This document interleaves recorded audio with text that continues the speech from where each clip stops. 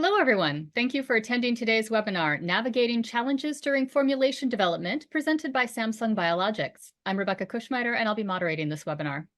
I'd like to start off by introducing today's speaker. We'll be joined by Derek Katayama, Lead Scientist in Formulation Development at Samsung Biologics. You can read his bio on the left side of your window by selecting the Speakers tab. Just a few notes before we begin. To access additional resources for today's presentation, you can click the Handouts tab button on the left side of your screen. You can access closed captions from the bottom right corner of the video player. This webinar is being recorded, and it will be available to watch on demand within 24 hours. We'd also love to hear from you. During the presentation, please submit any questions you have using the Questions and Answers tab on the left side of your screen. Time permitting, we will conclude with a Q&A session. Okay, let's begin. Derek, please go ahead. Thank you very much for that introduction, and thanks for this opportunity for me to share some of these experiences with you about formulation development. So just a brief overview of the presentation. I'll give an introduction, a little bit about the formulation, talk a little bit about some background with regards to protein stress and stability, also give some case studies and data associated with formulation development and its strategies. We'll also discuss some additional challenges or things that we're evaluating. And then any kind of open discussion with regards to questions. Okay, so there can be multiple ways or strategies in order to approach formulation of biopharmaceutical products. There are, however, common pieces of information that need to be understood in order to rationally develop a stable formulation. So as shown in the left side of the screen here with the pH buffer, excipient, protein concentration, and so on and so forth, these really form the foundation for a biopharmaceutical formulation. We have to have an optimal pH, and the buffer species is often very important, as well as excipient combinations. In addition to considering some of the physical chemical stability factors for the molecule, other aspects regarding the target product profile also need to be considered, such as dosage form, like the liquid, or if it's frozen, lyophilized, target concentration, things of this nature. Then, in order to evaluate the stability of the formulation when it's exposed to various relevant stresses, it is critical to have stability indicating assays that help us make some of these decisions. All of these things together will be leveraged to develop a final formulated drug product. So to just take a step back here and provide some background, protein molecules are complex molecules. They are composed of a diverse set of building blocks. These amino acids, they can be charged, neutral, polar, hydrophobic, etc. Proteins often adopt a globular structure based upon its primary, secondary, tertiary, and oftentimes quaternary structure. And many times the structure of the protein can be essential for its activity. The structure of the protein might also present various stability liabilities for the molecule, such as surface exposed residues if they're charged, hydrophobic, or chemically labile. So biopharmaceutical proteins are often exposed to a variety of stresses as well. So one very common stress is thermal stress. Things like elevated temperature that might occur, from example, from temperature deviations. This might lead to structural changes in the molecule, leading to the protein to form aggregates. There are also chemical stresses that the protein can be exposed to. And this can arise from, say, for example, the presence of residual impurities from the process or from additives that were put into the formulation. So, and one example of a chemical stress might be the presence of residual peroxides from the raw materials, or perhaps low levels of enzymes that are present from the process. Another type of stress that's very common and something that all of the molecules will be exposed to is interfacial stress. The molecule can be exposed to a variety of different surfaces, such as containers like plastic, stainless steel, glass. Additionally, there might be other surfaces that it's exposed to during shipping, like air-water interfaces or freeze, thawing, where it'll be exposed to ice-water interfaces. And these can lead to degradation of the molecule. Another important type of stress that needs to be considered or should be considered is that of photostress. So during processing, the molecule might be exposed to light, or there might be some unintended light exposure by the end user, so by room light or sunlight. And so all of these stresses together need to be considered in order for us to develop a stable formulation. Okay, so we've described a little bit about protein and their properties, as well as some of the relevant stresses that they are exposed to. And there's multiple degradation pathways for proteins. And some of the degradation pathways might be chemical in nature. So chemical mechanisms of degradation might be, for example, deamidation, isomerization, proteolysis, hydrolysis, and oxidation, and so forth. But there are also other types of degradation known as physical degradation mechanisms. And these are things such as denaturation, aggregation, precipitation, perhaps surface adsorption or phase separation. And different solutions, whether it's either in the solution state or in the solid state, can impact the type of the degradation and the extent of the degradation. And this can be often very specific to the molecule of interest. So the therapeutic molecule that you're working on for formulating can exhibit different types of degradation or the extent of degradation. For example, there are some types of degradation that can possibly lead to issues with loss of potency or increased immunogenicity. Therefore, it is imperative that the formulation scientists screen a variety of formulation conditions for the molecule of interest to minimize the different types of degradations that could be specific to that molecule.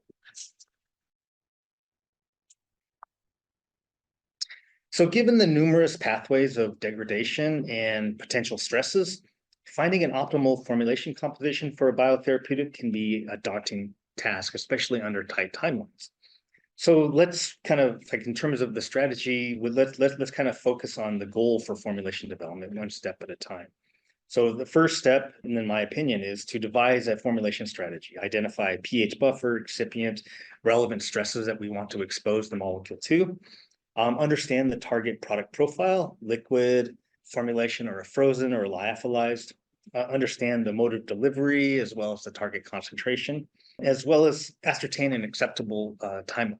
We also need to make sure that we choose a composition that can be implemented in manufacturing for this actually to be manufactured as a therapeutic. So we also need to choose compositions that are safe and we use approved excipients. And then with all of this, we can try and establish a data-driven rationale for the formulation selection.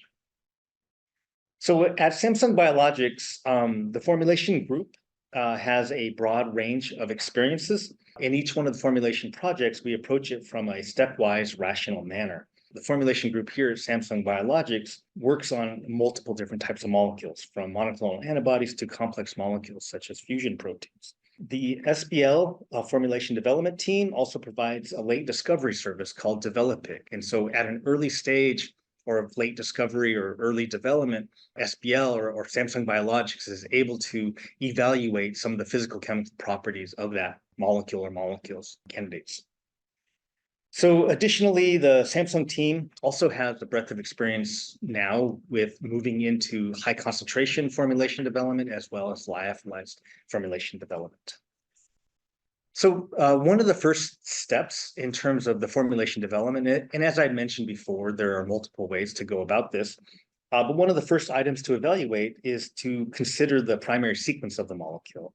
And this is just a simple analysis, or it can be a simple analysis of the primary sequence to look for potentially labile residues that might impact the stability, efficacy of the molecule. Additionally, it helps inform the formulation screening strategy. So for example, if the sequence contains one or more asparagine adjacent to glycine residues like the NG within the CDR, this might inform the formulation scientist to use caution in evaluating formulation pHs in the slightly alkaline range. So it is important, at least before we begin any wet work, to really evaluate what that primary sequence looks like and any kind of sequence liability that might be present. Then the next step in the formulation screening process is surfactant screening. So non-ionic surfactants, especially polysorbates, play a critical role in biopharmaceutical stabilization. Proteins are susceptible to degradation at various interfaces, as we mentioned earlier in the presentation. Surfaces like air-water interfaces, glass, plastic, stainless steel, ice, water, for example. And with biopharmaceutical products, they are exposed to interfacial stresses during processes like mixing, pumping, filtration, freeze-thaw, filling, shipping, and administration. Therefore, frequently, biopharmaceuticals are formulated with a non-ionic surfactant to prevent these interfacial degradation or stresses, to prevent damage from those interfacial stresses.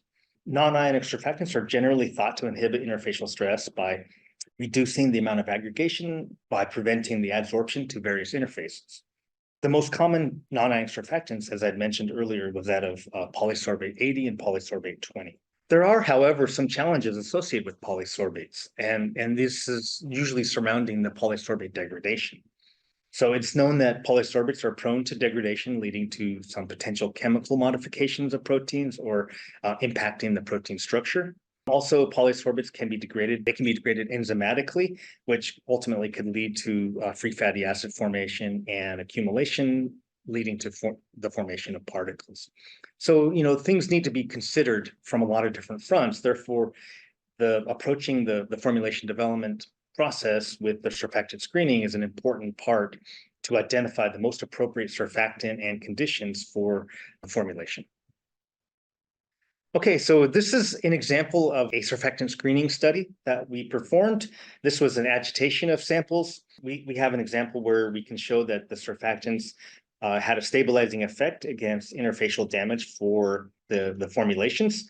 And clearly, from these results, we can see that the surfactant adequately stabilizes the protein against agitation as compared to the sample without any surfactant. So we can see that in the results here that the formulation without surfactant showed a significant increase in aggregation during the physical stress or agitation as compared to the formulations that contained a surfactant. Additionally, you can see visually from the vials here that the sample without surfactant showed a significant change in the appearance as noted by the turbidity in the sample with no surfactant as compared to the other conditions. So pH and buffer species can largely impact the chemical stability of proteins, as we were discussing about the different degradation pathways for proteins. So for example, just in general, in terms of some of the degradation pathways specifically, with deamidation, we understand that the rate is increased at neutral to basic solutions. So pH is above pH 6. The mechanism ends up being primarily through an intramolecular cyclization, and the rate is increased under more alkaline conditions. For a reaction such as isomerization, the rate is increased under more acidic conditions. So for example, below pH 5. Further, another thing to consider is the actual buffer species, because the buffer species can play a role in the chemical stability, where buffer catalysis can be observed for different types of buffers. So in the data shown here, this is an example from highlighting the chemical degradation profile for a molecule during a pH buffer where clearly there's a significant dependence on the chemical stability for the molecule as a function of pH. And this was all determined by cation exchange HPLC. And as we can see that the trend over time at elevated temperature really highlights these differences in terms of chemical stability as a function of pH. Likewise, from a physical stability perspective, pH and buffer can also play a very large role for physical stability of proteins. So pH and buffer can impact the conformational stability of the protein, thereby impacting conformational fluctuations, leading to exposure of different hydrophobic patches, for example, contributing to protein interactions and ultimately aggregation. So in this particular example here, we can see that pH 4 and pH 7 samples exhibit the greatest loss and mean peak by size exclusion when these samples were stressed at 40 C. So this sort of strategy enables us to be able to select a more appropriate pH for the molecule's formulation. Okay, so continuing with the pH buffer screening studies, we can also see that the pH buffer can impact other aspects like colloidal stability for the protein. And this can be determined by measurements of tools such as the B22 or the second virial coefficient or the mutual diffusion coefficient or KD. So evaluation of the colloidal stability by these methods can provide some information with regards to the attraction of the molecules or repulsiveness of the molecules to one another. Here we can see that in the top panel on the left that condition 1 exhibits the greatest amount of positive KD, indicating a repulsive behavior between the molecules, whereas condition 4 shows a tendency towards attraction, which has that negative KD value. And we can see then that in this monoclonal antibody example, the formulation conditions that has the greatest repulsion between the molecules exhibits the least amount of aggregation, as we can see in the second panel on the right, where condition 1 has the least amount of aggregation. Contrarily, the formulation condition that has a net attraction between molecules results in a formulation with the greatest amount of aggregation when stored at, and these were at 25 C stress samples. So in addition to stability, a key role of the pH and buffer is to also modulate the solubility of the molecule. And so on the right-hand panel, there's an example of the measurement of the relative solubility of the molecule under different solution conditions. So this is implementing a tool using a PEG solubility assay, which is useful in determining the relative solubility of a molecule, and that can be used to compare different solution conditions for a molecule. And this also really uses a small amount of material. In this example, there's a clear indication for promising pH and buffer conditions for the molecule. This could be an option with limited amounts of material to evaluate solubility properties using different solution conditions. So the next step in the formulation development process is the ultrafiltration feasibility study. So identifying solution conditions that enable processing of the biopharmaceutical molecule is critical. The solution conditions that enable the production of the material is also critical. Therefore, after identifying optimal pHs and buffer species, the ultrafiltration feasibility study is conducted. The purpose of this is to be able to buffer exchange the molecule by UFDF using a small-scale tangential flow filtration system. But this enables the assessment of the feasibility for manufacturing the material so that we can concentrate above the target concentration so that ultimately we can formulate by spiking in the final formulation composition. In the UFF study, we are able to evaluate the feasibility of attaining this concentration as well as understanding some of the process steps along the way. So here our goal in the ultrafiltration feasibility study is to evaluate the processing of the material prior to generating samples for formulation screening. This allows us to gain an understanding of the potential concentrations that can be achieved in order for us to formulate at the appropriate concentration, but also obtain a preliminary view of in-process molecular stability in the basal buffer system. And in this case, for our ultrafiltration feasibility study, we will perform a 3-day hold, both at 5C and in ambient conditions, so that we can identify the in-process stability for the molecule, as well as evaluating the feasibility of attaining that target concentration.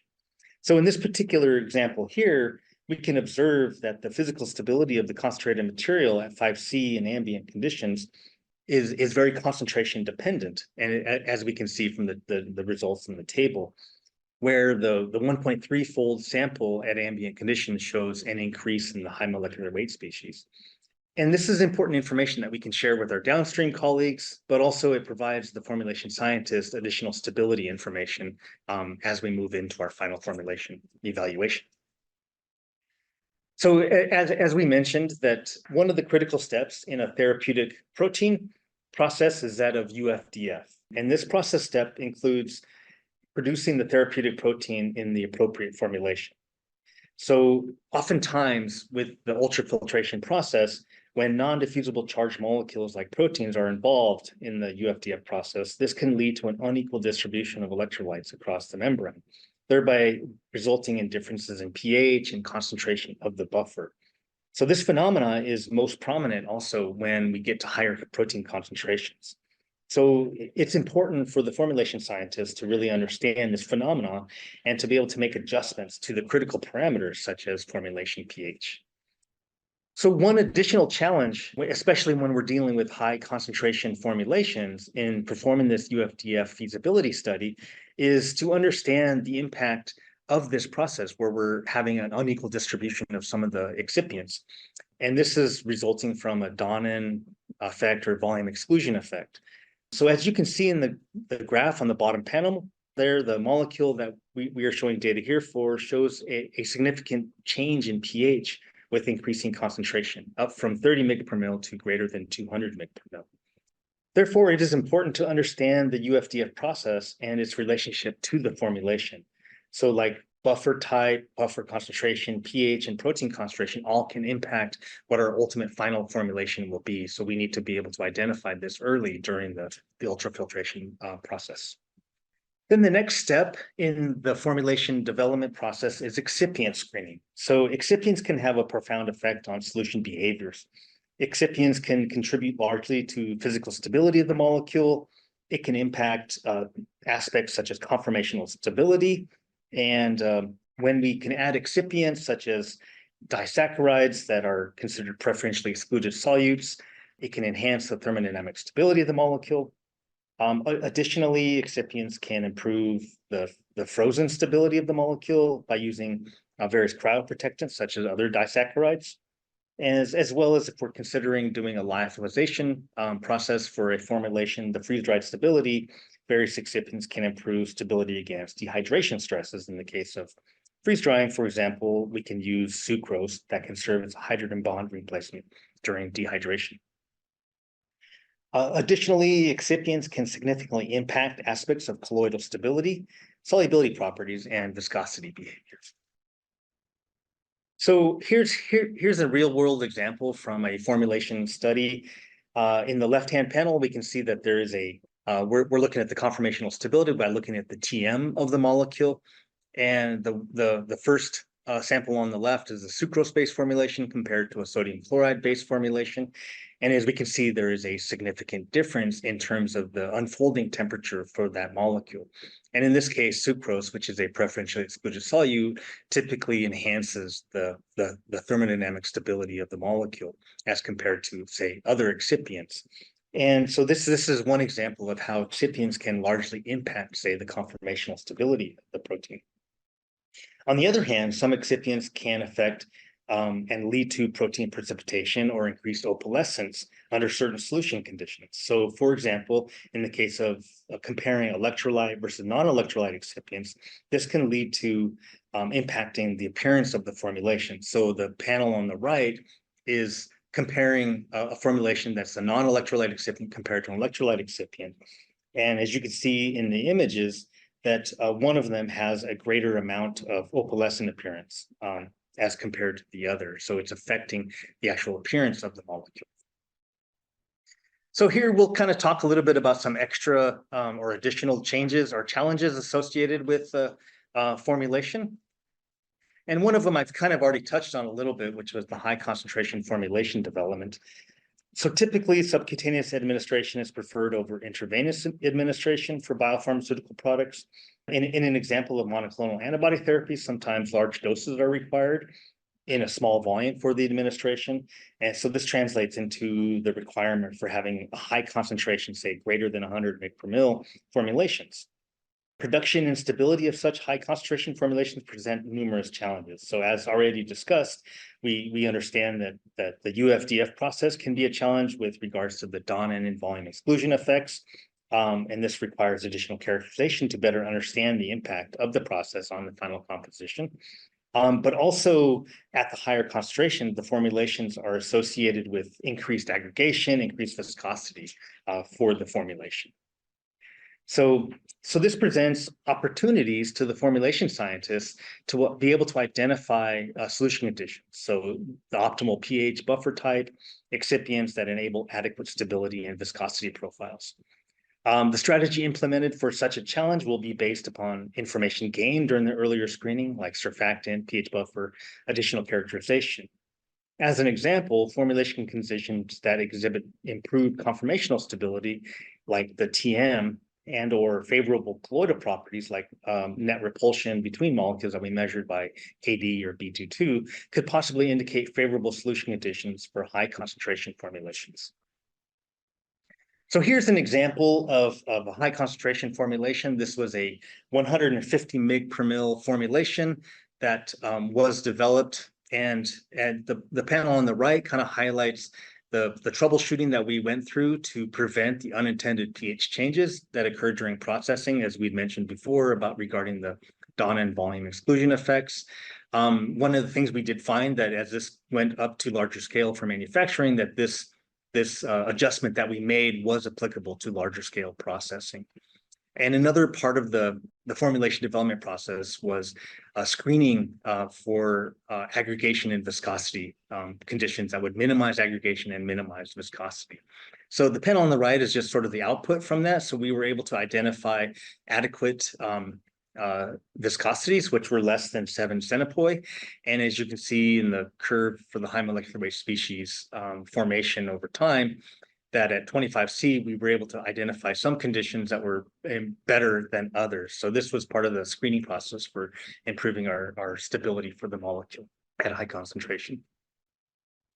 So there are some situations that might require a final dosage form to be in the solid state. This enables the dosage form to have improved stability and potentially room temperature storage. So one common method to generate a solid dosage form is that of freeze drying. This is also called lyophilization. So a basic high-level overview of the process for freeze drying involves freezing, which typically is carried out below the TG prime. In some cases, an annealing step might be implemented to facilitate crystallization. This would be followed by a primary drying step, which is the ice sublimation step, which removes frozen water, and then the secondary drying step, which removes water from the solute phase. So in general, in terms of approaching freeze-dried formulation development, it would be very similar to as we described before, where we want to make sure we identify an optimal pH and buffer, as well as choose excipients, but not just for stability in the solution state. We also need to find excipients that are suitable for protecting the molecule in the dried state. For example, it is important for us to be able to consider the use of a surfactant in the optimal surfactant type to prevent damage from the air-water interface that would occur during the freezing step. And also we need to be able to choose excipients that can protect the protein during the drying phase. So as we mentioned before, a disaccharide that is able to hydrogen bond to the protein to replace the water as a water replacement for hydrogen bonding. Further, sometimes the bulking agent is employed to improve the freeze-dried product appearance as well as improve the cycle efficiency. So all of the components need to be taken into consideration in designing a freeze-dried cycle so that an appropriate freezing temperature, primary and drying temperature, and pressure are employed. And so, for example, if a crystalline bulking agent is included, the implementation of an annealing step at the appropriate annealing temperature may be applied. The panel on the right shows the example of freeze-dried product that was produced here at SBL with adequate quality attributes. So just to kind of sum up here, the formulation development of biopharmaceutical products can be a challenging task. There are multiple pathways for protein degradation, and there are multiple stresses that need to be considered. Fortunately, there are some formulation strategies that we discussed today to overcome some of these challenges. However, it is imperative to approach the formulation development in a rational manner by evaluating the behavior of each molecule in a stepwise manner. Developing a stable formulation is a critical aspect for any biopharmaceutical drug product. Although challenging, this area of formulation development is a very exciting aspect of the pharmaceutical development process. Thanks for your time. Okay, now let's move on to Q&A. As a reminder, you can still submit questions using the Q&A tab to the left of your screen. We have a lot already lined up, and we'll try to get to as many as possible. Let's begin with, at the early stage of development, material amounts are often limited. Therefore, the development of high concentration formula, what sort of studies can be done to gain insight into the viscosity behavior at the early stages of development? Yeah, of course. No, that's a great question. I think that, I mean, of course, the best option is to be able to screen formulations for stability and the viscosity at the target concentration. But you are correct that it's true that material amounts are often very limited at early stages. Therefore, sometimes the use of biophysical tools can be beneficial in, for example, understanding the viscosity behavior. So if we use tools like the evaluation of the KD or the B22, the second Virial coefficient, these are light scattering tools that can be useful tools to help us understand viscosity behavior. It's worth noting that such methods at low concentration are likely not perfect for the prediction, but it's rather a tool to better understand the different solution conditions that might impact the viscosity. So in short, it is my opinion that such techniques can add to our understanding, but ultimately the best way to screen formulations for high concentration formulations is to actually test them at the target concentrations. All right, thank you. Our next question. In your presentation, both high concentration formulations as well as freeze drying were mentioned separately. What about some of the challenges associated with developing a high concentration lyophilized formulations? Yeah, right. No, so yeah, I did mention those as separate topics, but that is an additional challenge. If the goal was to develop a freeze-dried high concentration protein formulation, So, I mean, first, as we kind of briefly discussed in the webinar, was the freeze drying process itself exposes the molecule to many different stresses, both freezing and dehydration stresses.